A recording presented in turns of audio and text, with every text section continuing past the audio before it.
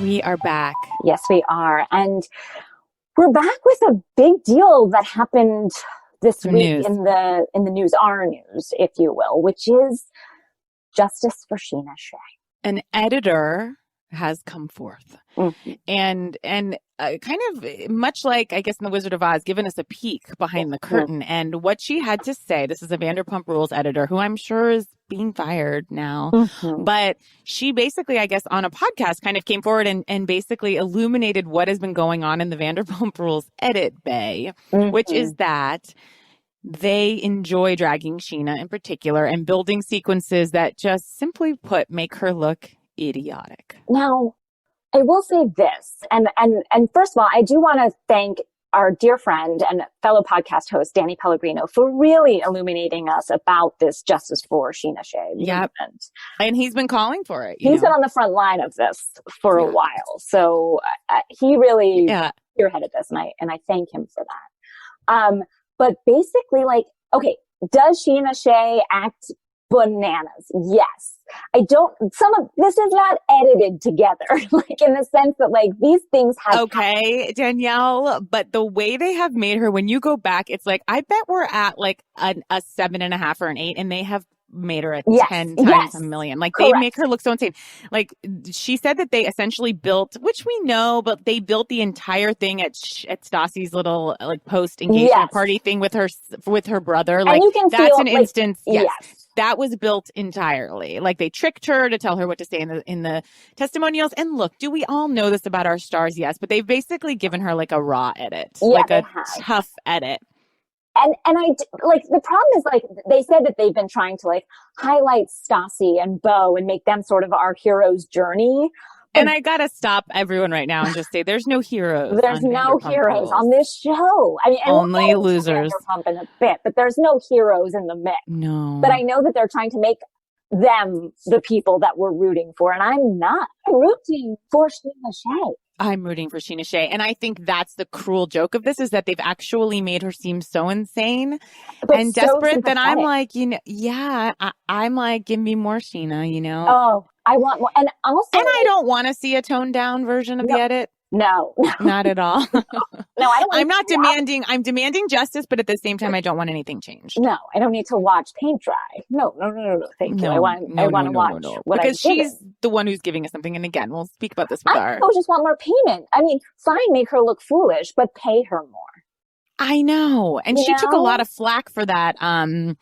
Scene. People were like, "You're going after Stassi's brother." Sheena. I just want to say, I've really come around on Sheena. I'm now seeing her through a prism it's like when you look through those things, what are they called?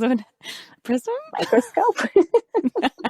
Telescope? Kaleidoscope. We knew it at scope. Where I just see her face like fucking Brett in that video, and she's just going around and around and around. It's sparkly, and I'm just beguiled. And you know what? Like, she has been treated terribly by cast members as well. And that's what's unfair, because like the way Brett was doing that whole thing with the music video last week and selling her out in front of Dan, like I was just like, everyone's attacking her a little and trying to make her look stupid. And I don't like I wanted to say gangbang. I don't like a gang up. I don't like a gangbang either, but I don't like a gang up on somebody. And so. And that's what these shows are, Yeah. I mean, every single one we've been watching, there has been a gang up this week. Yeah. I don't know. It makes me like justice for her. And I hope that they pay her back in money, because that's what she deserves. And I don't think they will, but I hope this was a little lift for Sheena. Yeah. It certainly was for me. Oh, yeah. Danielle, we have some good news very quickly, which is that, we made these T-shirts for TeePublic to benefit every single dollar, all proceeds for No Kid Hungry. And we raised $5,000 on You guys raised $5,000. You guys! You did it! You did it. $5,000 for No Kid Hungry. That's huge. Huge. And there, it was a beautiful shirt with a very poignant sentiment by one Ms. Delasseps, that by the nurse herself. And it said, "Good night from the lower level." And they're really cute. And I will say, we designed it. You really put the finishing touch. Well, I love it. And so it's still available at TeePublic. And again, all proceeds go to No Kid Hungry, which is to help replace much needed lunches in the public school system for kids who need them most. So thank you. I'll put the link up again for anybody because it's a special offer just through, I think, the end of this month. Right? Yep. So yeah, we're really excited, but thank you guys so much. $5,000. That's so much money. So that's really exciting. It's huge. I got an email, Danielle, shifting gears that really rattled my cage. No, I'm scared. Okay, so Daddy-O my short film was on Amazon Prime, and now it's just on YouTube if anyone wants to watch. God bless. Just how the mighty fall? I know it seems like we're just plugging everything, but how the mighty fall. Yeah, exactly. It's like I've given up now and just fucking put it with the masses in that shithole of YouTube. Oh, please. My daughter every day is like, can I write you down? I had a show on YouTube for a minute. Look, you sure did. Sure did. But yes, if you look on my Instagram, what do you call it? My profile, I've got the link to Daddy-O, and I'm just throwing that out there, but this is a very different thing what's happened. So all to say, my father, who Daddy-O is based on, as we know, Paul Wilson, famous on, I think, the podcast host. Yes. Okay. We know who we're speaking of. Paul, his middle name is O'Rear Wilson. His middle name is O'Rear? Yeah. What does that even mean? So he's gotten a real lift during this time because, so many people have seen it, and like his high school friends, middle school friends, he never met a friend he didn't keep. So he's got friends, and it's like he's asking me if I can call nursing homes and get it to the front desk for his friends there. And, I'm really trying to back channel and get this short film. It's like people have other things going on, and I'm like, can you pull up they're trying to get it into a nursing care? A couple. But people do need entertainment. Will not stop until everyone has seen it. Everyone has seen it. And so then unprompted, he sends an email to like a few people that I guess people asked for this. And it just says the story. And, he's always CCing me with like 1,000 people I don't know. Yes. Normally about terrible news. And then someone writes back like, I'm actually your landscaper. And like, I don't know what happened when that person fell in that sinkhole. Oh my God. Oh. Yeah. I told you one day he was like, hey, really quick. He's like, family from church fell in a sinkhole. Jesus Christ. I know. And they were okay. I'm glad they're okay. But he said it in response to, I was like bitching about something. And he's like, that's bad. But you know what's really bad?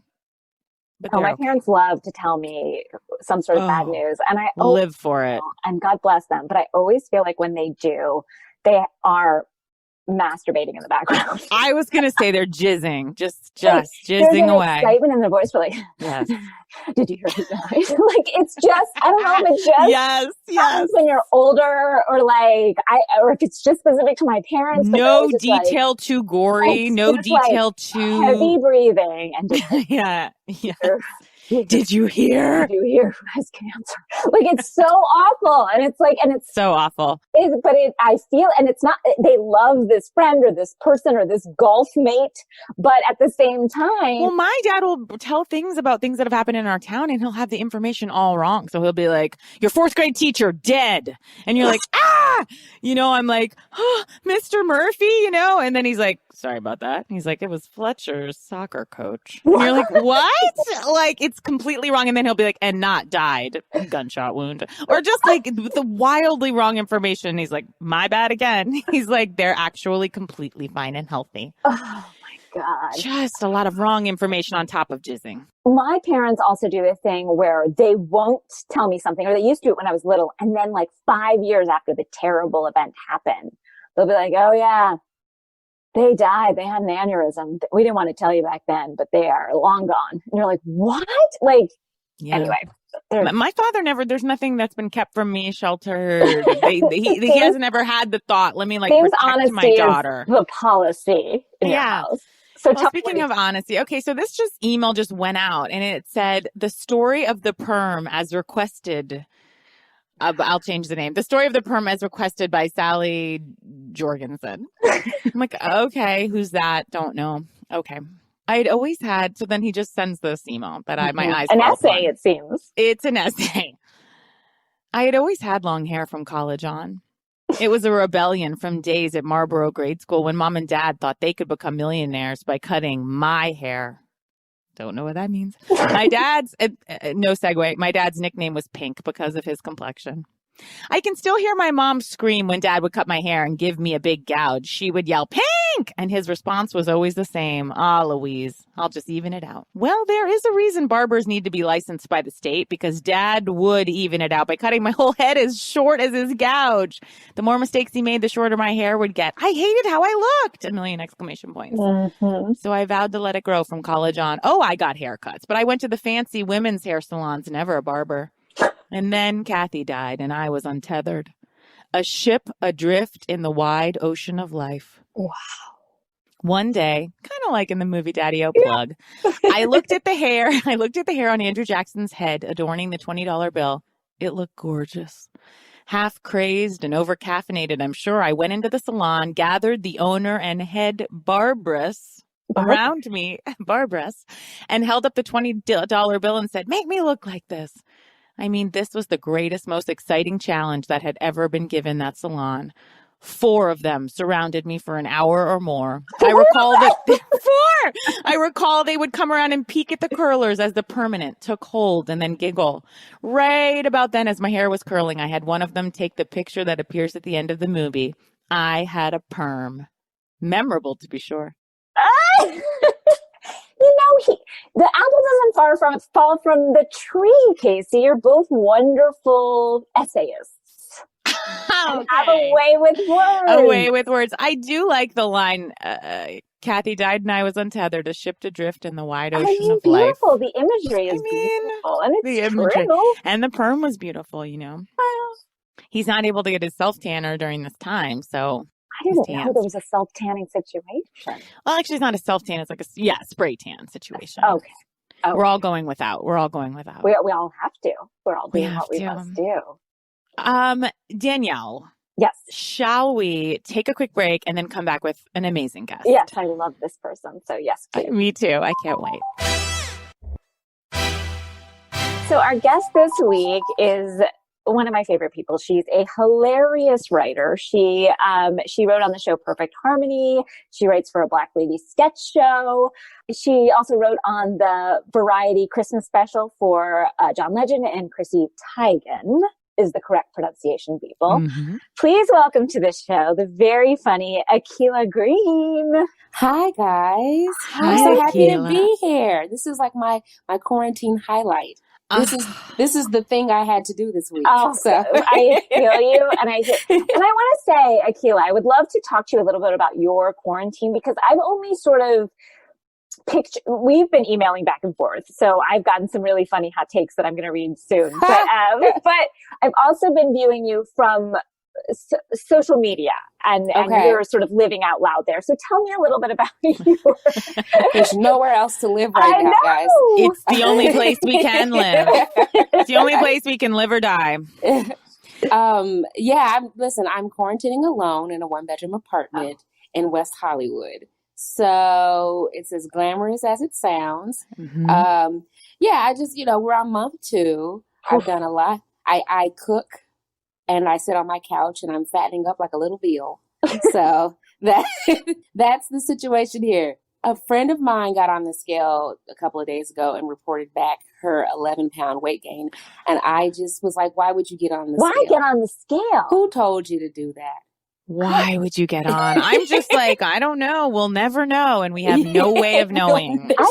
Because I'm not wearing real clothes. So who is going to check me? Who's going to check me? Who's going to check me, boo? Speaking of which, 100%. Sheray's joggers are finally hit the market. I don't know if anybody's been tracking this, but I've certainly have. Certainly have. And they have hit the market, and we will be getting those. Don't you worry. It's honestly like all this time our joggers have been pending for years and years. What better time to bring out a joggers line than now? It's almost like Sheree was, I don't know, ahead of the curve. Like it was part of the business plan. And business plan is it's a hard phrase. Just gonna wait to put with her. Pandemic. Mm-hmm. And then I'm gonna ride that rocket to the moon. That's right. Listen, I hope she takes off, and I hope she, shoves it in all of our faces. I do too. Look, I want nothing but her success. And same with, Sonia Morgan's new cashmere jogger and Leah's jogger company. We got a lot of joggers going It's a lot of athleisure. I'm open to anyone who would like to send me a pair because that's all I'm wearing right now. I haven't met a pant with a tie that I can enjoy. Exactly. Now, I want to give everybody some highlights of Akilah's, just some of the best of things that Akilah has been writing me. Oh my goodness. It's funny. I figured you would read those, and I didn't go back and reread them in advance because I wanted to be confronted afresh with the commentary that I've been sending you, because I watched this. Confronted afresh. The Real Housewives has really just been a shining bright light during quarantine. And when I watch it, like I said, I'm alone and I need somebody to share this with immediately. And so I send Danielle my hot take. I'm so happy. Every episode. Would you think about including me in this? Yeah. Okay. I will now. I would love it. And I would just like to say that when this pandy ends, and it will, hopefully, still always send the hot takes because they crack me up. But I just want to do some highlights. These are really good. Oh I will also be confronted afresh. Okay. Okay, you said you just watched the Real Housewives New York premiere. Leah seems like a cool chick. She's giving me LA and Jersey, but it's somehow from Chelsea. More importantly, Dorinda was a monster. She came in hot and she's already worn me out. I don't know if I can handle Dorinda talking like a mob wife all season without Bethany there to check her. I stand by of that. Okay. Yeah, she's running amok. She is. And nobody, Ramona's playing peacekeeper this season. Luann's sober. It's what's happening? Somebody come in here and just get these women in line. Yes, with a wrecking ball. Put them in their place. Yep. Yeah. Here's another good one. Okay. My mind is blown that Kyle held a fashion show with no knowledge of her own fashions or how to put on a fashion show. And she had zero humility about it. Then again, if Dr. Phil and Dr. Oz both got on Fox News today and gave medical advice, anything goes. Anything goes. Oh, that's so funny. I didn't remember that last part. Yeah, that was infuriating to me. Okay, and then this baby one. Leah's ability to spot and call out a fuckboy rivals my own. I tip my hat to her. Perfect. Those were just some highlights, but there's so many good ones. All. I know, and they're so good. But I stand by them all. Okay, we were thinking we would start in order of the show that moved us this week, and that was Atlanta. The Zoomunion. Yes. Zoomunion, I have not laughed that hard in a long time, genuinely. And I watch all comedy all the time. I think it's the best comedy that's on television right now.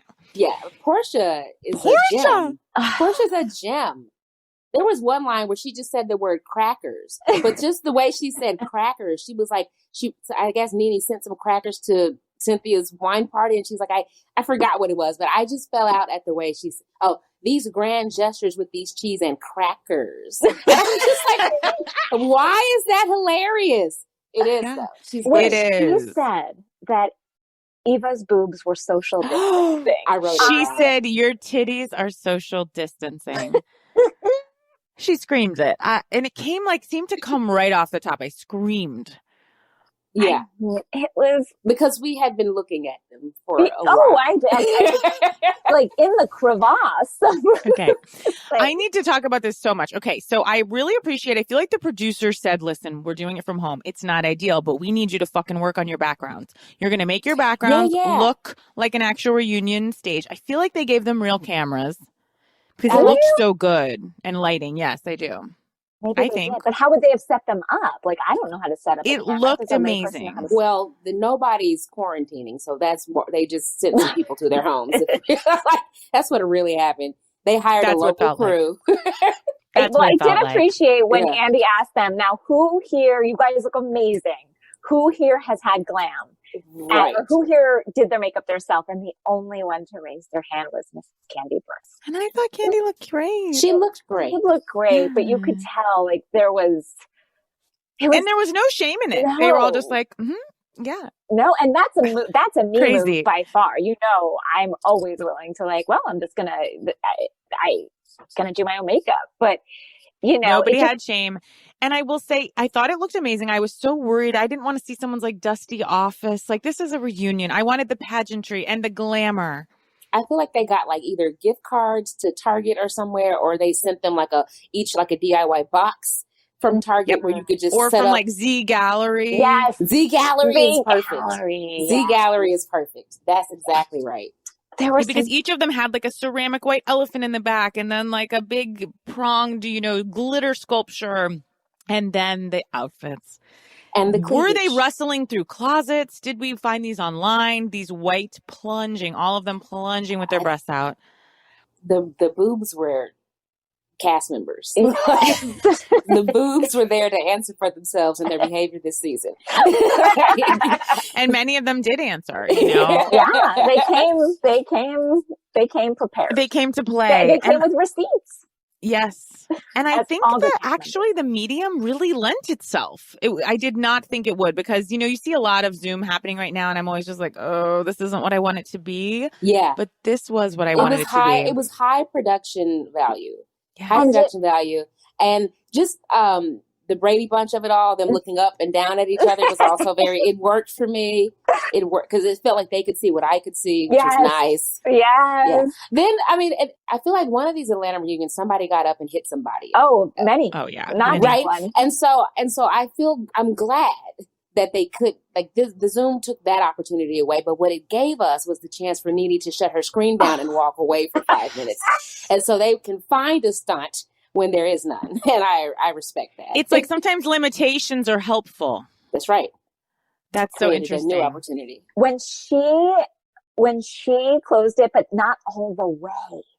So we had to see some of the, we still had to see images moving in the background and then just her breasts for a while when she came back. So that was its own part of the show. I enjoyed every aspect of it. And then when she came back, she said simply, I had to go to the bathroom and take out my tampon. Amazing. I love NeNe. I don't know. I'm seeing online people are saying oh, I don't think she's bringing it in anymore. I disagree. What do you think, Akilah?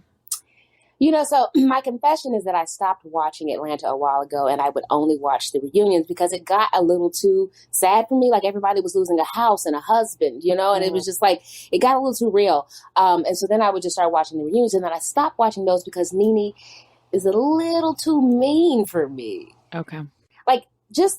I unravel when she just repeats stuff back. You're bipolar, you're ugly. And it's just it's too mean. It unnerves me. Look, and I'm questioning why I like that. I'm looking inward, and it doesn't feel good. I had turned on NeNe this season. I did, and I was turning back around on her because she started to make more friendships towards the end of the season. But it was tough to watch NeNe. It is hard to hang your hat on a housewife who nobody likes, or nobody wants to hang out with. What's your take on whether I saw the clips of how she went one by one and regained her friendship with each of the wives? Was that sincere? Did you guys buy that? Sincere. I think it was with Portia. I felt like it was with Portia and a little bit with Cynthia. It seems like she and Cynthia have had some kind of type of falling out or something going on between them because they had kind of made up. I think she and Portia have a genuine friendship, like a big sister, little sister. Yeah. And that does feel genuine to me. Smallest thing won't tip it the other in a second. way. Yeah, in a second. Anything goes with that friendship. But I do feel it was a real reunion. There was but NeNe can't say I'm sorry. And so that's where. And it's infuriating. It's Trump-like. It's infuriating. Yes. She is the Trump of the show. She's the Trump of the show. And she has admitted it in the sense where she's always I went on The Apprentice, she claims the association. Yes, all the time. I love how Kenya keeps referring to Kim Zolciak, who is the, sort of unspoken of cast member in that way, as a fan. She always just says, that fan. That really makes me laugh. Kenya did have me laughing yesterday when she was, I don't know, just the way something about her makes me laugh. And I know people don't like her. I don't know what to say. I enjoy her. What's interesting to me is that they kept saying there's Kenya and Ken, and Kenya has a different way around her husband, which has his own issues and problems that we could discuss. But I find comfort in knowing that is not who Kenya is all the time. I find comfort in knowing that Kenya does that just for us. Yes. And then she goes back behind closed doors and she acts like she has some sense. And that makes me like her more. Yes, and while Ken also doesn't have sense, like, I think overall, they're both awful, but I also so agree. It's like, this is a turn up with what we're seeing with Kenya is a 10. And I want that from my housewives. Of course. I want to know when they shut the door. I mean, I guess I do want it and I don't, but I want to know they're okay. Right. That's exactly. There's some inner peace somewhere. And that they can live in the real world. Yes. Yes. Now, because they're like all of our crazy aunts where you're like, I hope my aunt is okay living alone in that ramshackle mansion out in the woods with her cat. Now, let's talk real quick about one more line that Portia said, because she was just on fire all night. On fire. She goes to Eva. She said, "You look like a thumb with lips." I feel like I missed that singer. You look like a thumb with lips. How about did you forget when Kenya said to Nene, you look like a white woman in drag? I don't know if I'm watching The Housewives or I'm watching White Chicks. Incredible. Top tier shade. Top tier. Wow. Yeah. Top tier. I was impressed. They delivered on every way. Like, again, we all went into the Zoomunion with fear, and we all came out thinking, maybe they'll always do Zoom reunions. Yeah, it was very of its time in a way that sometimes certain things hit when you're like, oh, that was right. The way that Portia was using the kind of the medium where she like went in really close to the camera with one eye, like several times. She's like, I'm going to make my point through distance and space and time. Let me ask you this. When Portia first came on the scene, did you have any inclination that she was going to be the gem that she is? None. I didn't either. She was a debutante. None. She was a spoiled little, like rich girl, it seemed. She had to get rid of Cordell so she could soar. And she soared. She was in her own Ken-like situation. Mm-hmm. That was Ken. That's true. Now she's so funny. She's just, it happens sometimes with the Housewives. It's weird. It's like, okay, I'm going to say a name who does not have the heart, soul, charm, or anything I like compared to Portia, but Dorit is one where when they first come on, you're like, I cannot even believe what I'm seeing. Like, I hate you. But then now I'm like, I'm okay to watch her now. But the hate that I felt was so strong. Yes. I had the same journey. I guess that's not a good comparison. It's not a terrible comparison though, because I started off. Maybe it is because I think I never disliked Portia. Dorit came in and I was like, why? Who are you?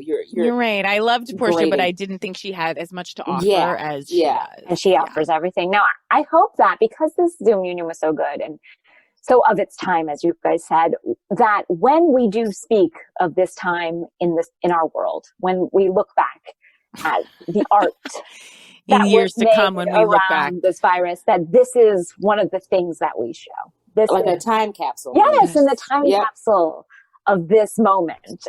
This should be in there with Andy muting them left, right, and center. When he was muted. Yes, that's also another function of the Zoomunion that I love so much because he can't do it in real life.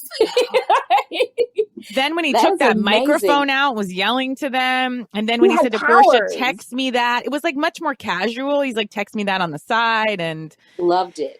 Whew, it gave me a zing. Me too. What would have been excellent is if Portia took her phone and held it up to the camera hole so that we could read the text message together as an audience. As one. That would have taken it to the next level. But she wanted to just halfway betray Kenya. Like there was like not fully, just a little, enough. But I'm like, what was Kenya thinking if this is true that she texted her something about Cynthia? Does Kenya not really love and value Cynthia the way I thought I don't think she does, but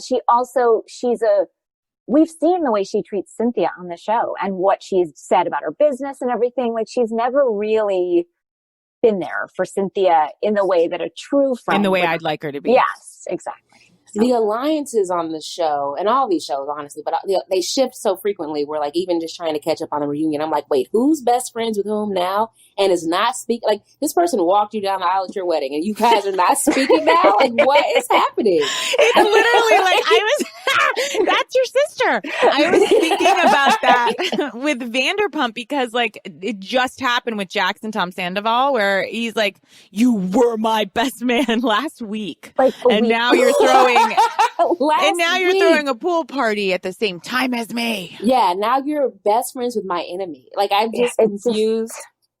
Just confused.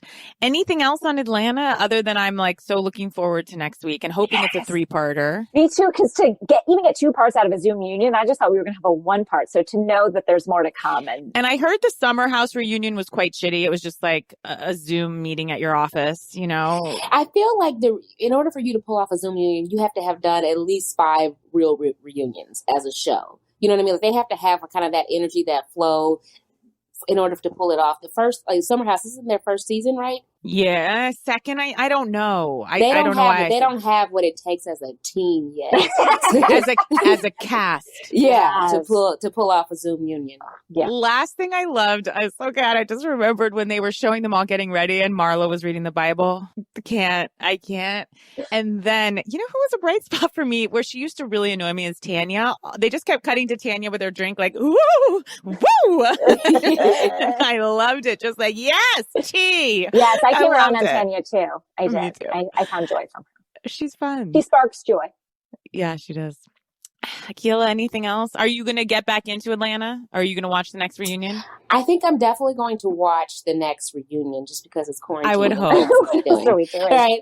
But I also just enjoy Portia enough. Portia is a draw for me. And so I just want to see how she's doing. Yeah, me too. Me too. I would love a spinoff dealing with her and her husband and like what's going on with that marriage. Like I would like to be following them in quarantine. Just so do you guys remember Bethany Ever After? Yes, of course. And it's just like, I need your marriage to be solid. Yeah. For me to really enjoy a full spinoff. Not even marriage, but relationship. Maybe what I'm hearing is that I love Portia in the capacity that she's in. And maybe we don't need to delve deeper in that marriage where he cheated on her within the first couple weeks. Yeah. That's good advice. Thank you. Okay, I'm looking forward to it. Eva even popped for me this week. And normally I find her so boring. She got in there with Nene. Oh, yeah. She did. She pulled a couple of Nene's moves where she's like, I'm just not going to apologize and I'm going to double down and I'm not going to explain myself and that's what it is. Which, at some point I have to respect. It works every time. God, it does. It really it works every time. I could never do that. I admire it. No, but we're also not insane. Are we? Thank you. I don't know what this quarantine. Thank you. Thank you. That's true. Should we move on to New York? Yeah, let's do it. It wasn't necessarily like our zinger of an episode, but I am just enjoying it so much. What are your, you had some hot takes on the season, but Akilah, where are you at this season? Like, where do you? New York is interesting because it seems like it's the season where all these women are like starting to grapple with their mortality. And they're not grappling with their morality. No qualms whatsoever. No, it's just like, I feel like they're all like, around 60, single, the children are grown, don't really work, and are just like, what are we going to do for the next 30 years? It is an interesting thing to watch because apparently what they're going to do is pick apples. And that felt sad to me and like a cautionary tale and a warning shot to the rest of us. It was the ghost of Christmas future. It was the ghost of autumn future. When Luann got up in that hayride and said, surprise, it's not a hayride, it's a corn maze. I was like, is she reading off of a cue card? Like, who told her to say that? I know. With that energy, I thought she was going to kick us off into our next trip. Like, we're going to Italy. Instead, she was like, corn maze. I was like, the surprise to just be something as terrifying and as boring as a corn maze is. But I feel like that is the metaphor for RHONY. Unless they switch it up, like somebody's got to get married. Ramona's got to have a baby. Like something's got to give. Probably thinks she is Ramona. We've had that. It was just a few seasons ago that she thought she was pregnant. So. I'll never forget that. Never. We can never forget that. I do feel Luann. It was such a bad. So many things are a bad color on Luann, but I haven't. Hosting is a very bad color on Luann. Mm-hmm. She wants her thanks and her appreciation every second. She's like, "This is fabulous." She's like, "Oh, thank you. Oh, are you loving it? Isn't it a wonderful day?" And I don't know like what their incentive is to accommodate that? Like, is it because they don't want her to start drinking? Because they were like, yeah, apple sauce, apple cider vinegar, apple cider vinegar donuts. Like, she's like, is it the van? Have you ever seen a van like this? The van line I wrote down. What about the van? I never saw such a gorgeous van before. And I guess it looked nice. I mean, it's as far as vans go. I always laugh when I see like Mercedes Sprinter vans. I'm like, you're going to pay for that? Like, there's just something so like odd about it. It's like, it's a van. The inside is the inside. Now, can we talk about Tinsley and the boxing monster? He's like a perfect character for a reality show. And I also felt like there's a connection between them. Like, is he the love of her life? Okay. I wasn't ready. Is he who she's looking for? Ill prepared. I can't for that. I can't even do his voice, but it made me laugh. I don't even know his voice is like, it was so distinctive that I've forgotten it. It's like that. It's like the serial killer in Silence of the Lambs. Like, it puts the lotion in the basket. Like, that's the tone that we're dealing with. Well, she was like, I just want to live my best life. And he's like, what's your best life? The greeting card business. What's your friend's name? Joe, it was so creepy. And Tinsley doesn't get a tear out of my eye. No. Yeah. Dinsdale is what Dinsdale. Moment and then being called the wrong name is a tough moment. After all of the opening up and sharing that she was trying to do, she was trying to do so much. I don't know your name. It was so tough. My God. Now Dorinda, guys. Oh man, Dorinda. I'm upset by her. I'm very upset.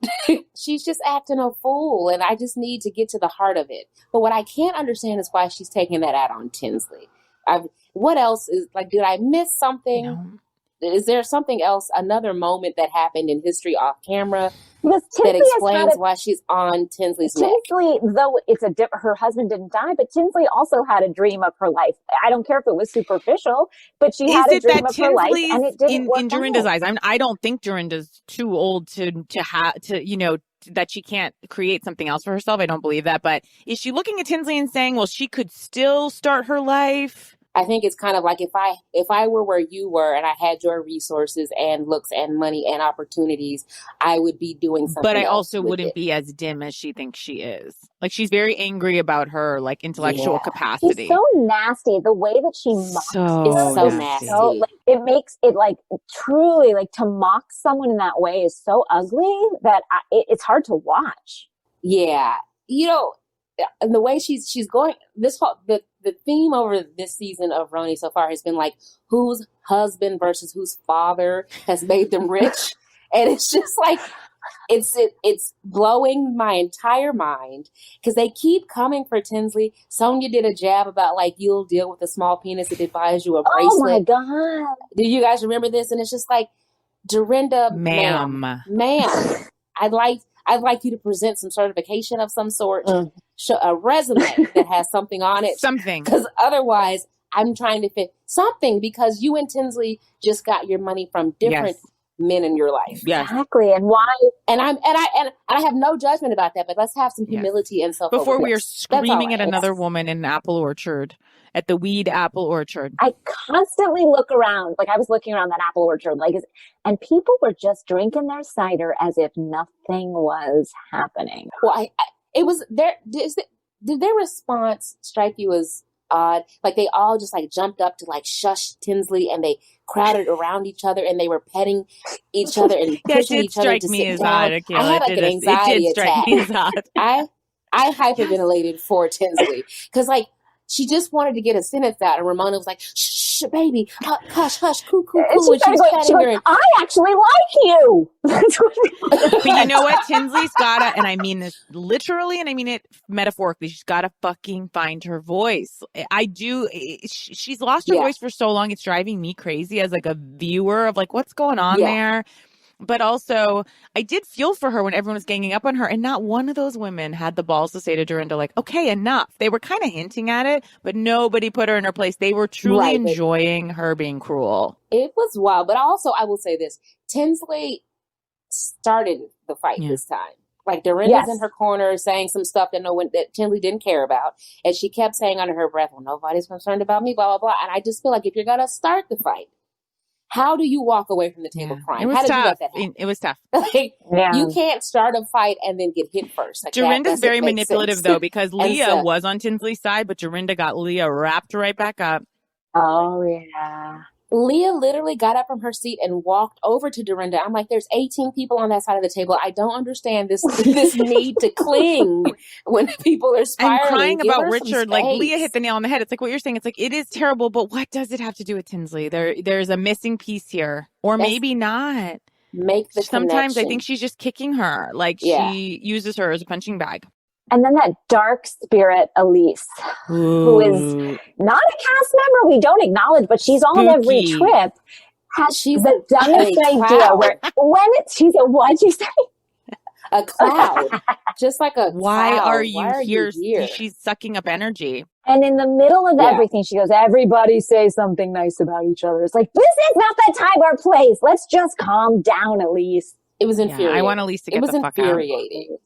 Because I need you to come with, like, crack a joke. Like, have a fun party idea. You know, treat the ladies to something fancy. Like, you gotta. And I know this person is, Sutton is a different example because she's like weirder a little, and I can sort of see why she's on the shows more. But both of them, I'm like, what are you here for? Like, we got the initial hit off of Sutton's weirdness, but now why are you here? To tell them to shut up, children. Children, listen. Do you remember she was saying that? Not a good. I don't like when. Oh my God, that's not a housewife look I enjoy when they start to say kids. Clip. Oh, she's not a good person. I think something lies beneath. Yeah. And real quick, I wanted to address the scene between Leah and Luann in Leah's apartment. Brilliant editing. When they asked Luann, what did you think of Leah's apartment? She couldn't find words. And she said, you really want me to tell you? And what did she say at the top? She's like, honey, I know corridors. What did she? She was like trying to compliment her building. Like, you got right. Nice like, it's got nice rooms, but like, it's a piece of shit. And just to say, it's crazy. She's very humble. It was just like, well, that's not. And she searched for like 10 minutes to come up with humble. That's not a compliment. And I also feel like in New York real estate, like it is so expensive to have like a one bedroom, a two guarantee you's $2 million apartment. At least. That is exactly what and she's in her 30s and she's got 2 bedrooms in New York. She's got a fucking dining room in New York City. Yeah. I never did an eat on my lap in New York in someone's apartment. Never did there was no room for a dining table in anyone's apartment I knew. And Luann comes in there with her like bag of 2 Perriers and a lettuce wrap, and she's like, "I don't think there's enough room on this coffee table, ma'am." She is so rude, and it's like again, not to be like to question the provenance of her money, but you cannot look down upon someone else's lifestyle when you married a count and got money. Correct. I just like, who do they think they're fooling? That's what do they think? I'm confused as to the lack of context for these jabs that they have. Yeah, there's not a ton of context sometimes. Yeah. Sonia. At the top of the episode, I said, Sonia is one of the housewives who I consistently like. Like, she's never really like pissed me off. And then she got silly drunk for like the 4th episode in a row. And I was like, this is unsustainable. And I think that's why she's quarantining in a juice spa in Arizona right now. Yeah. Good for her. She seems to be really drying out. Because she unhinges. She does. Also, and she seems to have during the daytime. Oh, no, so much day drinking. So it gives me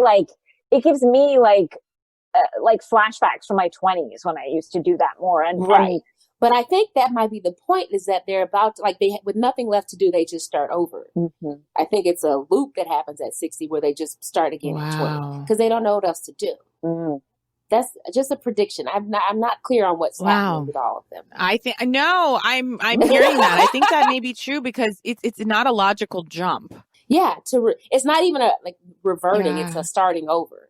Like, it's like Benjamin Buttoning, like, but I'm saying, like, it's not even like a slow progression backwards. They just because they're like, where am I? I want to find someone. Let me start back at the time I was happiest and go from there. When I had my future ahead of me. Ooh. Yeah, that's rough, man. It's also crazy to me how Me Too-y these women get. Whenever there's like a young man in a service position in their presence, they just throw their vaginas It's upsetting. It's so dark. Because there's also just like such a power difference between, it's always a young man who provides a service for them that they're paying for. Who's on camera, like having to endure this on camera, no less. In front of America, it's all just. It's always someone like putting away their clothes, or you can't talk. You can't say that blue cheese makes you more wet. And can this guy? I was like, oh my God, yes. Small dick conversations in front of strange. It's just, what is happening? But then they get all like tattoos. I know, that's not I never. So strange. Tattoo game was also infuriating. I know. That was Look, you know, Luann was like, I've never received a dick pic. Luann, again, ma'am, you got a mugshot. Ma'am, your phone was impounded, and they found several. Lou is really something. I mean, I'm having fun. Okay, when Lou and Leah were discussing drinking, I did think it was like highly irresponsible that they aired Leah's, I don't know, like comments about like, it's just not true that you just can't have one or two. It's like there's people that are deep alcoholics, and that's absolutely true. It's like an allergic reaction for them. And that kind of thinking, and believe me, I'm sure there are people that can have one or two that have had a problem. It was just pretty, I was like, you guys, maybe you are these people that can do this, but there was something doth protest too much about it that I felt like, but let's not go and say that everyone who has a drinking problem would be fine if they could just like get a handle on it. It was also just performative. It was just like, okay, we're going to repeat these things back and forth to each other enough times so that we can believe it. And we've got one person who co-signed it because you said back what I said to you. And so therefore we're good. Yeah, that's what it felt like to me. And it was hard to watch. Like that to me was like, oh, guys, just because you know that their lives could both spiral out of control so easily with a few drinks. And so it was the editors are on fire this season because Leah said whatever comment she said about how she can handle drinks, and they cut immediately to, this isn't 1985. And I was like, perfect. You had one drink. I mean, never has a housewife exploded onto the scene with that kind of like duality. It was amazing. I like her, but I'm waiting for her to let me know. She will. You know? Oh, they all will. Yeah. They all do. Yeah, there's something about her right now I find likable. Maybe it's in comparison. She seems rational. She seems like she seems to be closer to us as far as watching these women. She also seems like a viewer sometimes. Like, what is this madness? And like, this seems absurd. There is a point at which she will switch and become them. And so right now we have that before moment where she's still like, this doesn't make sense. And then give it a season. It'll make a lot of sense to her. And that's when we lose her. Well, you start to become, it's Stockholm syndrome. You start to sympathize with your captors. Should we take a little break and then come back and do some... or is there anything else you want to say about New York? I was just going to say that Ramona is throwing me off this season because she's so likable. And I found her insufferable for so long. And I'm just like, how is this happening? When is the other shoe going to drop? How is she going to hurt me again? Yeah, because she's a snake. Like... She just is. And so you don't let a wolf in and expect it to be a dog. It's like, this is, or whatever the hell that phrase is like. That felt right. That expression. It sounded. Thank you. I didn't bump on it because we're letting, like you said, we're letting her back into our hearts. And it's, she will hurt us again. And it's just, but I also just like, what's her motivation? What's her play here? Okay. We saw Vicky Gunvalson pull this at one point too, which is like, maybe people trolled them so much or their kids got at them or someone got in their head of just like, you're simply too mean. And I think Nene even had a stint with this with her life coach, like at least an attempt of like, I'm going to be nice this year. But I don't know. But it never lasts. But I know it does seem genuine. It's almost like coming out of this thing with Mario. Like I did kind of feel proud of Ramona when Dorinda was like, and Mario asked you back and she goes, and that's not who I am anymore. And I didn't take him back. I thought That felt very Yes. strong of her because I'm telling you, if Mario had asked me back and we weren't even, I would be like, I'm here. Let's do this. Let's make it work. Like, so Okay, that felt like a strong move. That one that I didn't expect from Ramona. I was My impressed. theory, I don't believe it. Really? I don't believe. Wow. I believe that Dorinda believes it. I believe Ramona. You believe that I believe it. And it's possible that maybe. Yeah.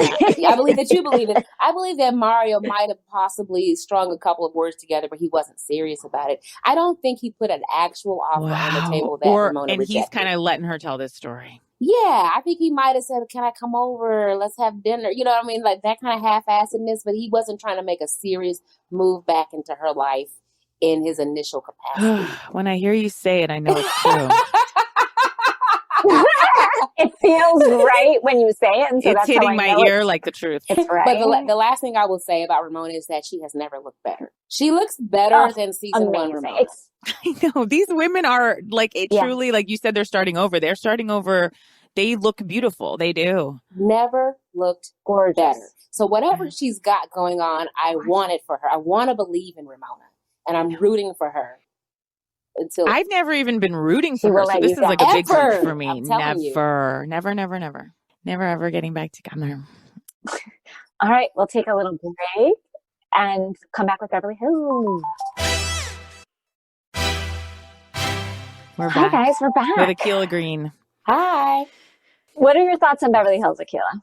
Thoughts? My top level thoughts is like, I think somebody, maybe one of your guests in the past episode was saying that all the fights seem kind of pettier and lower level this season so far. I mean, I know we have the big Denise stuff coming up, but it does seem like they're having very stupid fights. I'm having trouble following the fights. I don't. Well, not because of their complexity. Because I'm like, wait, there must be more to this. I said to Danielle, I'm confused. Yes. What happened at the end of the episode? Yes, you kept texting me like, what is this about? And I did not have answers for you. And not to skip too far ahead, but Please. At the end of this episode, Kyle was saying, I'm just mad that you guys weren't glam last season and you are this season.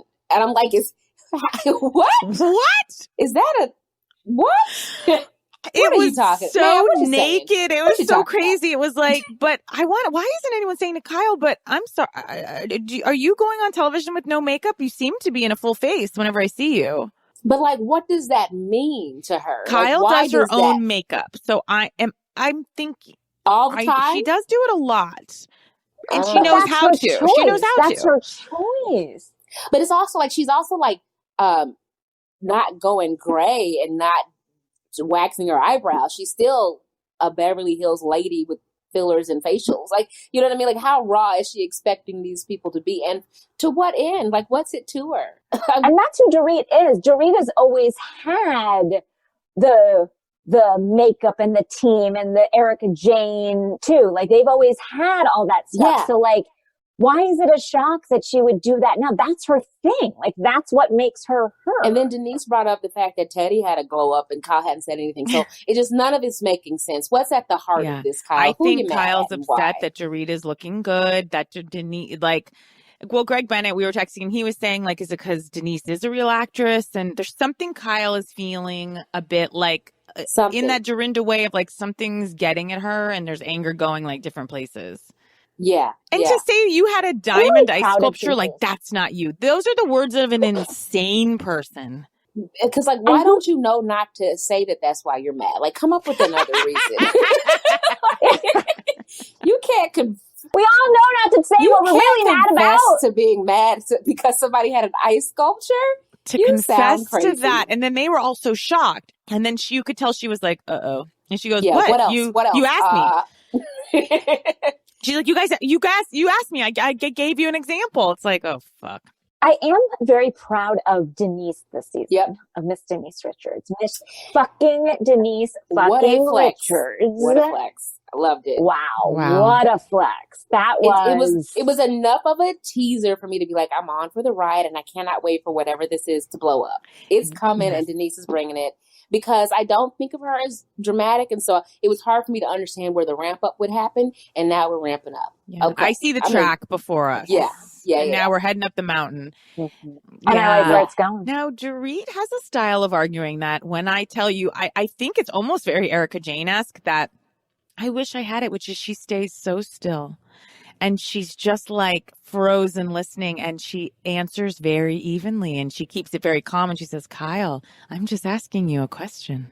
Yep. And it makes people insane. You can see them. It's like she got a coach to tell her how to do this. Yeah. Yeah. They unravel when she does it. It's very good. The fight with Sutton at the dinner table, which is also a non-fight, like another one of these with the hell I are you don't people know what talking that about? was. That she did the same thing to Sutton, and Sutton lost it. Lost it. And but like it was one of those things where the fight ended 5 times, and Dorit just kept resurrecting it. I just don't understand. Lisa why. Rinna starts fake fights too. Like Lisa Rinna, you can tell is maybe not as combative by nature, but it's like, fuck, I guess I gotta jump in there and take like a really strong stance that sometimes just feels out of character to me. It feels to me more like a she's thinking like a producer. Yes, she's like outside her body. Mm-hmm. Yeah, she's like, you know what this scene needs. I think that's what it is. Yes, and you're like, it does need that, but I don't think we got there organically. Like you just cut right through. No, the Kyle and Kim right argument through. where she just like a sniper, she got into that fight and just whipped it into a frenzy. Like it could have died down, and she said, "Nope, not on my watch." And she jumped in there and was like, "What about Kim?" And then Kyle brought it up, and I kind of forget the ins and outs because everybody has had a fight with Kim. But Kyle brought it up, and she's like, "No, I did defend you against Kim." And I was like, oh, that's right. Lisa threw that in there. It wasn't even true. And we bought it, and then we all went into a frenzy with them. Yeah. She's good. And then we all remembered together with Lisa. Exactly. All right, guys. Speaking of Kyle, our friend Deanna Chang has sent us something that is just must be seen and heard and felt. Okay. What? 10 hours ago, Kyle Richards, 18, tweeted, "Don't miss tonight's Real Housewives of Beverly Hills. Poor Lois got sucked into our drama. Emoji face, hand to the forehead on Bravo TV." And Kathy Hilton replied, "We have over 1 hour getting the damn TV working. I think we are good. I talked to the network today. I hear our ratings are fantastic. We need to set up that meeting. There are 2 actresses we need to meet with between May 20th and May 24th. Network executives have only 1 night for dinner. I've emailed and it's bouncing back. I have emailed, bounces back. My phone service is bad in Malibu. Please get back to me ASAP." This is a reply to a tweet? This is a reply to a tweet that she meant to put in an email or a text. Oh my God. Oh no, it's a 2 feet. And like, and I bet it's still up there because if she doesn't know she put it up there, so she definitely didn't delete it yet. It's making its rounds, you know. Well, tonight, Dorinda just tweeted an @ symbol. I don't know what that means. This is what happens when the housewives get up there. Just at. Do you think Dorinda has a drinking problem, Akilah? I don't know. I haven't, because I think she has another problem that's exacerbated by liquor. Yes. Because when she drinks, something comes out that is uncontrollable. But then we see that it existed before, like when she was fighting with Tinsley in the last episode, it also came out. So I just feel like she pours liquor on top of that monster and they just both lose it. So I don't know if it's a drinking problem, but she's got like an anger management problem, which I think is maybe a bigger issue. And the alcohol just turns it up such an ugly notch. Yeah. Yeah, she's very mean. I have a question for you. Yes. Akilah, which is, what were your thoughts when you found out that Dorit is partnering with Buca de Beppo? Was that expected? Is that what you saw? Oh my God. It's so funny. It's so funny because I had a split second of like, huh. And then I was immediately on board. Like, yeah, okay. She's going to come in there with like her beachwear flair and just kind of doll up. It looks like they gave her a dining room in a Buca de Beppo. Yeah, they gave her 6 booths like in a Buca de Beppo. I wasn't quite sure how that franchise model works, but I feel like she's going to outfit it really nicely. I am not sure how this works. It was very confusing, but also I will say this: this is a season where I buy that Dorit has money, so I don't know and it seems like she has come into some money and maybe has more money than PK, and then they gave that confessional where PK was like, when we met I was broke, and it's like maybe Dorit has always made more money than PK, which then made me think, did Dorit marry PK for love? And that was the first time I'd ever thought that. Me too. And so So I was impressed. She does seem to love him. She does seem to love if he him. was broke when they met, wow, it's love, guys. That's love. That's love.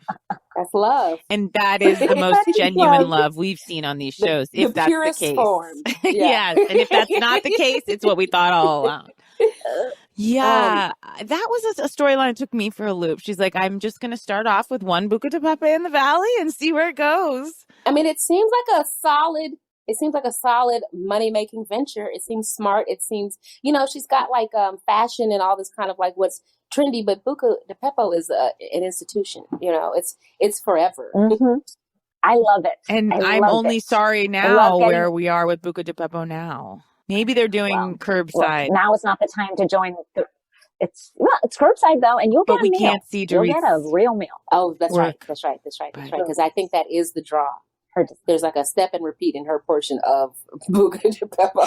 In the area, they put like a soccer team, where they're like, we need a big room. Like, where can we throw everyone?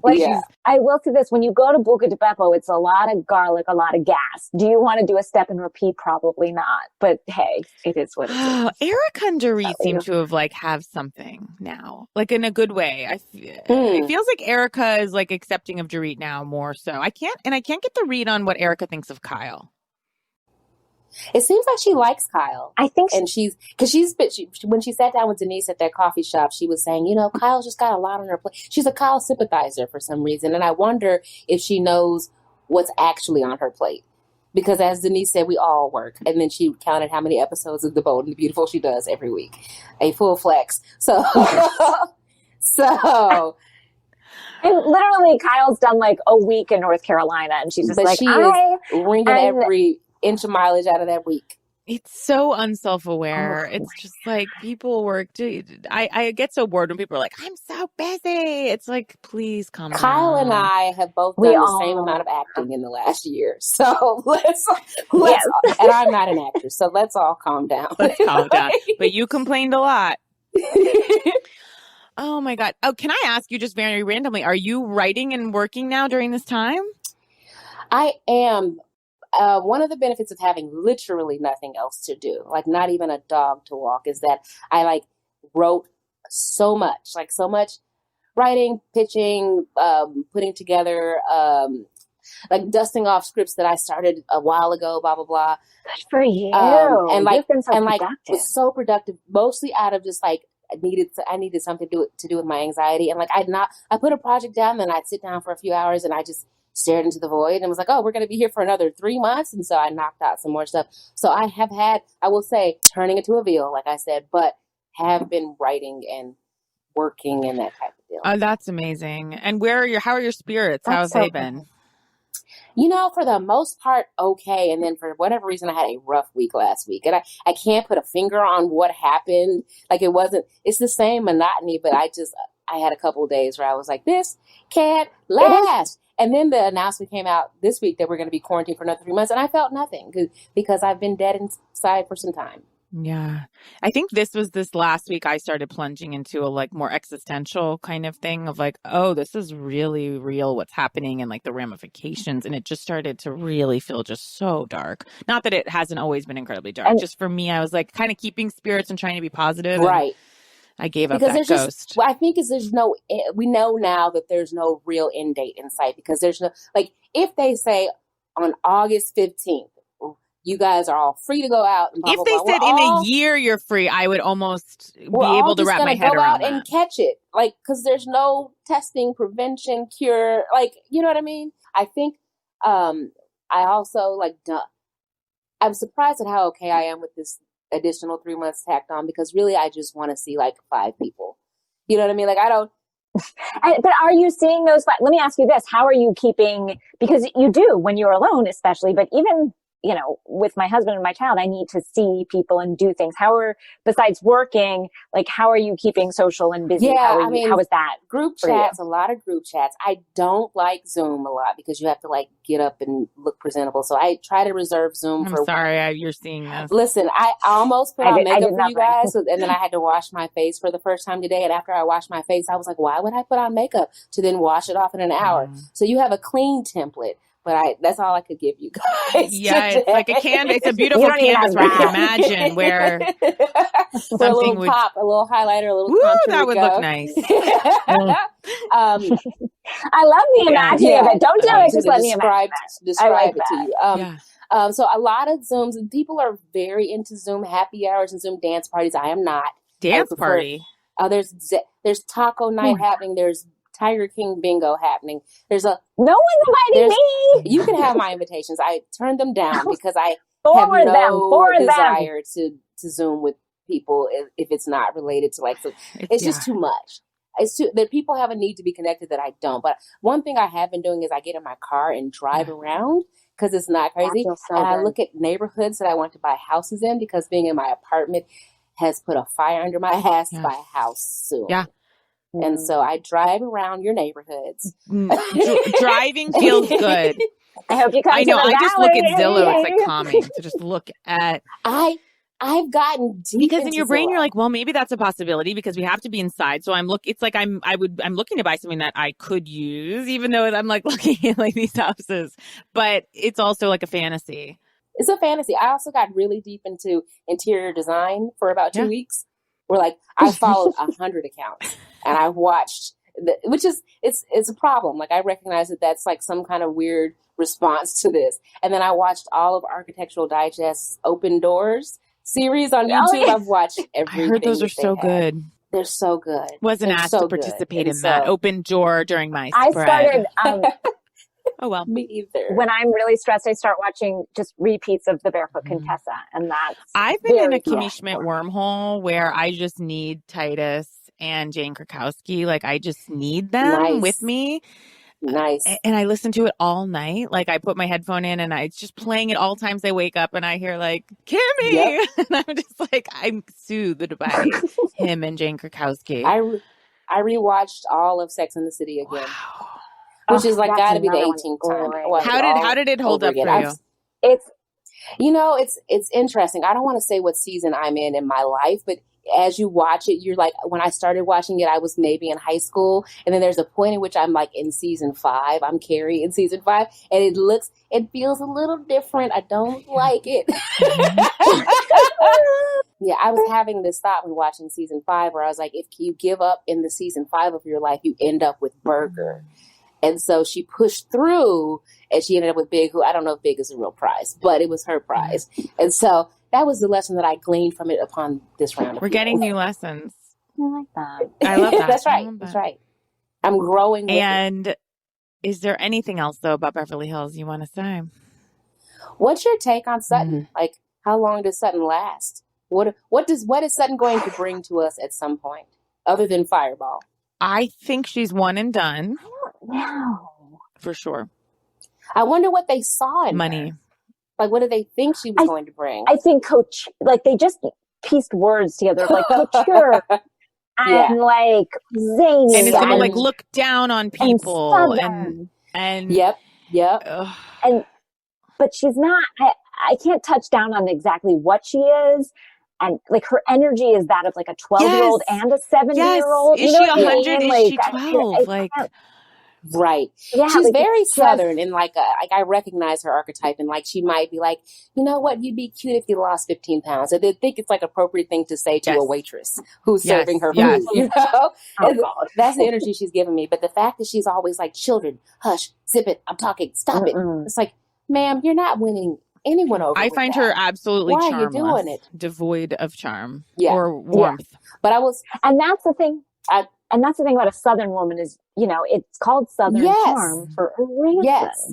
I was talking to a friend of mine, a stay-at-home mom who was like, telling me what she's doing. She's like, I just ordered a big bottle of Fireball. And I was like, what happened? Is Fireball back? Like, what happened? And she said she saw Sutton bring it on Real Housewives. And I was like, is this a paid sponsorship? Like, I need it to make sense. I don't think I think nothing anyone's doing now is making sense. But I appreciate your friend was just like, I need Fireball. Like, I need it. She got like a massive and I'm really happy about that. We need what we need right now, and it jogged something in her brain. Yeah, but Fireball is done. I know. We're all doing strange things right now. Oh my God. I just bought a pair.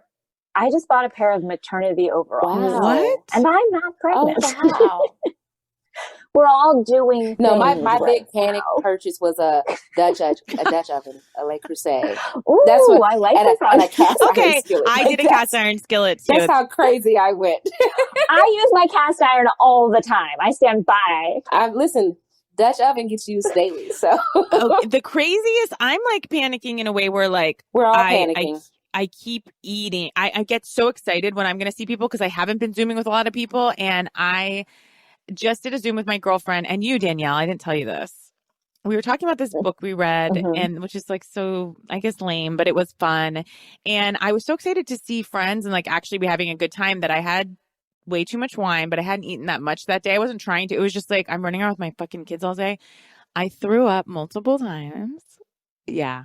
It's just shocking. Like, what's happening to me? Then I don't know. What is like, happening? I was just, when you're like pent up and I was like, I'm finally having fun. Like, I'm free. And I'm really, Yeah. it was crazy. Like, I just threw up all over the wall at one point. My husband's like, what is happening? I haven't drank since that. That was 2 weeks ago. It was so crazy. And it was orange wine, so I like saw the orange wine on the wall. This is a Sonia. Guys, I know, but there's one funny thing that came out of it, which I have to share, which is that Adam Pally, my friend, I texted him. He's really the only one I felt like could receive that news in the morning. I was like, hey, I've been like throwing up all night from wine. He was like, oh, please, that's nothing. He's like, okay. He is quarantining with his wife, their kids, his mother-in-law, his mother's father, who is in 100, I believe, and then his wife's sister, who is pregnant, and a brother-in-law and a baby. So he said he gets very wasted. He got really drunk one night, and I'm sorry, it just makes me laugh so hard. So his brother-in-law was down at the bottom of the stairs in the middle of the night. They did not see each other. Adam was at the top of the stairs drunk, trying to come down for water. The brother-in-law thought Adam was in the darkness, was his pregnant wife, who's 8 months pregnant. Adam trips, fell down the entire staircase, and the brother-in-law shit his pants. Like, actually shit his pants. Thinking that Adam... I take that. It is, right? Yeah, like he was just like, my pregnant wife has stumbled down the stairs. No, that's my drunk brother-in-law.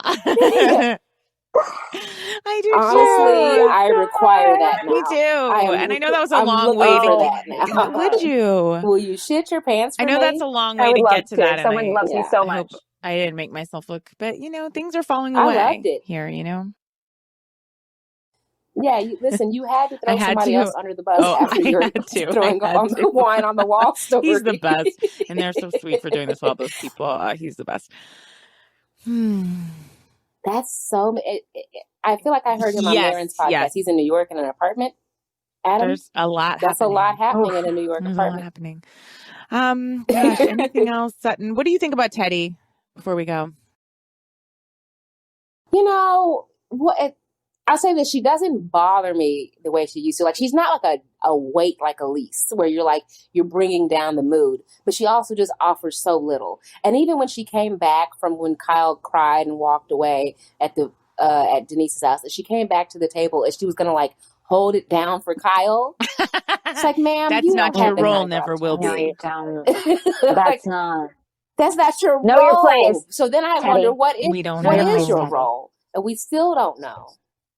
Right. But she doesn't bother. You know what I mean? Like, she doesn't unless she has an event we all have to go to, much. And then she bothers me. Eventgate also was blown out of control. Like, but that's her fault. That was her fault. I think. I just feel like she said you can come or not come, and then you could just come or not come. But I don't understand how it was a 3 episode. It's not an arc, but she also didn't mean it. Yeah. She was like, "You don't have to come. I don't want you there." Actually, I have an unpopular opinion that I hope I don't do wrong, but I don't find Lisa's mother Lois as enthralling as we all do. As we're supposed to. That is I think she's a nice woman. She's a fine woman. Yes, and I just think Lisa's trying to hold her up, like make her into something and like give her this personality. And I'm like, she's a nice woman. She's super cool. She's not like my fireball at the party. but she's a nice woman. Right. No, I will say her energy, she has a lot of energy for a no one's denying 96-year-old woman. I just think Lisa really wants to make her happen, and it's not happening for me. Yes. And happen is the right verb. Like, she's like, oh, would you look at Lois? And it's like, Lois is just like very nicely sitting there. It's so funny because my instinct is to be like, no. And again, she's not a detractor, and I don't not like Lois. No. Not at all. Not at all. I kind of wanted her to weigh in on this cat fight happening around her. And she after all the build-up, you know? Why have on that red leather dress if you didn't come to fuck shit up? Lisa put it on her. She put it on her. Delilah didn't design this. Your wild put it side. on. Oh, guys, Akilah Green, you're the best. You're not a Vanderpump fan, so we're going to let you go while we discuss this mess. But sorry, please don't. It's in a slog. Oh, before I go, I'm not a Vanderpump fan, but I want to come on here and make one more plea for you guys to start watching Married. I want to. I said it last time. It's one of the best of all the friends. Like, don't bother with LA yet, but just watch. Whenever I see the previews coming up, and I've seen like 2 on an airplane, and I was enthralled, unlike with you know who. But and we know Dr. Jackie from her time on Real Housewives. We have the context. So we have that. Yeah, she's doing double duty, delivering Candy's babies. Oh yeah, Dr. Jackie is Candy. There we go. I just feel like that's my final plea, but you guys. Thank you, and I appreciate that. There's so much we need to watch, but this is the time for me for Married to Men. Like this is the time to catch it all up. The time is now. Yep. To go back to the text and get it all. Thank you for being here. Please keep emailing us and texting us. I will. And where can we find you on living in this world? Living online, literally living out loud. Living out loud online. Not just tweeting a lot. That's all. And how can everyone follow you? At Akilah Green. That's AKILAHGREEN. I love it. You're the best. Thank you for doing Akilah. this.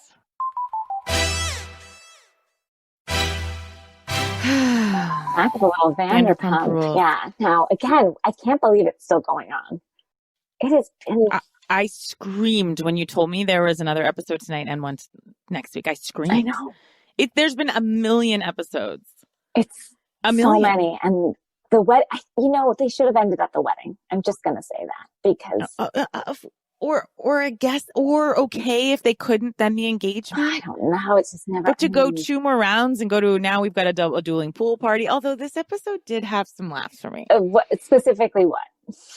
Specifically, what is happening between Jax Taylor and the fitness studio called Now, Lit? that was a strange journey that we had to watch. The editors did him so dirty. Like someone realized Jax is going to Lit Fitness Studio in West Hollywood 3 times a day. Let's have him make like a little video journal. He's talking about his instructors. He's looking into the camera while he's driving. He's like, whoever said women were the hardest instructors. Okay, because my guys, I got a tough class today. I'm back. I don't know if I can do this class. Like to go into the mind of Jax Taylor and his workouts. And guess what? We went into the mind, and the mind is empty. The mind is not there. You're right. There's nothing there except for Adderall. He is. That's what's getting him to those workouts. He's a man of extremes, and I relate to that, as you know. I really do. He's like, I'm all in on fitness and life and this and that. I'm either all good or like I'm all bad. Like there's just something going on with him. He has kind of, I feel like, some addict thinking of like extremes. Well, I also knew that once the wedding was over, things were going to turn dark because he needs to be the center of attention at all times, and it needs to be about him and something to look forward to and he doesn't really have much else going on. So once the wedding was over, he can't handle real life. Like it's not about him. No, it's not. And that's a tough place. And then I feel bad for Brittany. Believe me, I don't like Brittany. And I think her whole life, I'm just Southern and sweet, like is an act and bullshit. But I do feel bad that she has to answer for him constantly. Me too. It's not, he is him Talk to him if you have a Yes, problem. like Ariana had a point when she was like, I wish Brittany would stop like lashing out at us, and at a certain point just realize like this is the man that you're married to. But I do feel bad for her. It's like she so desperately wanted this, and he is just sliding right back into like a descent of madness and darkness. But I feel that like they're like, hey, well, we're gonna have another party, and like they're just like, well, tell your man. It's like, no, you tell him. Like he is not her responsibility. He is a person, and don't blame her for him. Yes, don't blame her for the fact that there's 2 dueling pool parties. That was ridiculous. I love when he said to her, she's like, Jax, it's just like now nobody's gonna come to our party, and we had a blow up slide getting delivered tomorrow, Jax. I guess she said that. It was just so. I am starting though to come around on the fact that Tom Sandoval is not as sweet as he pretends to be, a little bit. Oh, he's a jealous little petty motherfucker. Right. I guess I didn't see that for a while. I've always thought that I think for a while when him and Ariana, is it Ariana or Ariana? I can never get it straight. Ariana. When they first got together and they were first in love, there was a sweetness to him and their relationship, but I don't know. I just see pettiness and anger from him. Mm-hmm. He does seem to really love her. She has just, I do feel badly for her. Like something's not happening behind her eyes. Yeah. Like that, I feel sad. She's going through a terrible depression. Yes, you can see it. Yeah, and I want to say to her, like, get off camera, get help. I mean, and she probably is getting help. I think she's in therapy and on medication and stuff, but I don't think the show is helping. I think she's in a terrible depression. But maybe that's just, again, that's an outsider's point of view, but that's my thoughts on that. I think she's really going through something. I guess I didn't really know that Lala was so like committed to Jackson Brittany when she was like, I will be at Jackson Brittany's like an adult at their pool party. Furniture. It's like, all right. Yeah. Enough about this furniture. Like, although it is a little strange, they don't have furniture. I will say that when I moved into my house, we did not have furniture for a while just because we were ordering things and figuring it out. Of course, that's the situation. They have been there a year. Like, of course, that's how we all live in the beginning. And there's a piece here or two you don't have, and you've got things that aren't the perfect stand-ins. But there is something like very symbolic to me about her, like, enjoying the fact and refusing to let anybody fucking talk about the fact, but yet not getting any furniture. It's like she does not want to settle down in any way, shape, and form into the life that she has. That's what it is. She thought the house, I think she even says it at one point, I thought the house would make me happy, but it's not. And so she's not settling in there because it's not where she's going to be. It's not where she's going to be. That's what I think. Not where she's going to be. Just some thoughts. I will say that Jack said I fucking hate Jax.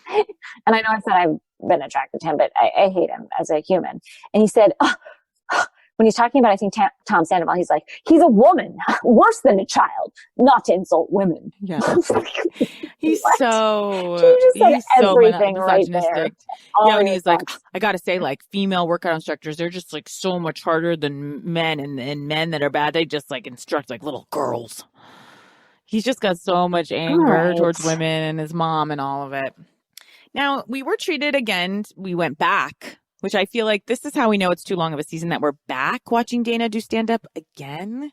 I did feel her set improved. And then I also feel her set improved. Yes. And I also believe that it was rude for them all to leave after her set. Oh, totally. They took the audience with them. I do feel... So I think she's actually got something, but I feel a bit she's doing like an impersonation of what she thinks a like cynical stand-up should sound like. But I actually am pleasantly surprised, like Stassi said, that she's better than I would have thought someone in this position would be, for sure. But she has a lot of confidence, you know? For sure. And so does Max and Brett. I mean, this trio, I've never seen so much unearned confidence. They're always like, look, we're hot, okay? I'm amazing. I deserve so much. And it's like, none of you are any good. I'm hot. Have you taken a look at me? It's like, when Jack said, I believe Jack said, my brain is sprained. Yeah, he is. He gives us, he gives us things. Yeah, I guess Lisa and Ken are going into business further with Tom and Tom with the garden at Tom Tom. Seems like a healthy relationship with these. I'm kind of proud of Tom Schwartz, though I am proud. I thought that seemed like a cute scene with him and Katie at the restaurant. No? They're terrible. They're terrible. I know. I'm not proud of them. Everything I say, it's like, I know the opposite is true. And I understand you want to be proud of them. Yeah. And I get that instinct, but they don't deserve your pride. Max is a twerp. Ugh. He's just a twerp.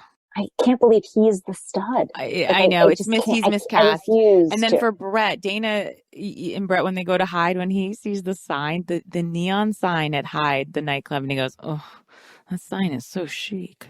It's like, oh my God. When he said, I'm a bros before hoes guy, and then said in front of Dana, I don't really like her. I mean, although I do feel like Dana is never seen someone living and loving and creating a new relationship with no chemistry based on the fact that she didn't have a relationship with someone else. Look. Yeah. And we've all been there, again, you know. We're given dribbles. We're not given much. These are the things we have to work with this season. That's all we have to work with, you know. But do you like Dana? What do you feel about her? You know, I don't dislike her. I'm just not interested. Me too. And I did think she was funnier than I would have expected from a reality person, for sure. Oh, that's true. But she's not giving me some Sheena Shea energy. Yes, I wish she and Sheena would bury the hatchet and let me just see them doing some things about town. Yeah. A montage. Anything. Let's see them go to Palm Springs. I want more of Sheena. Me too. Just more. Yeah, we all do. We all do. Well, Danielle, we've come to the end. Thank you to Akilah Green. Thank you to Jordan. Thank you to Dana. Thank you to Earwolf. And thank you to everybody. To everyone listening. And thanks for your feedback this week. We love you guys. Bye, Danielle. Bye, Casey.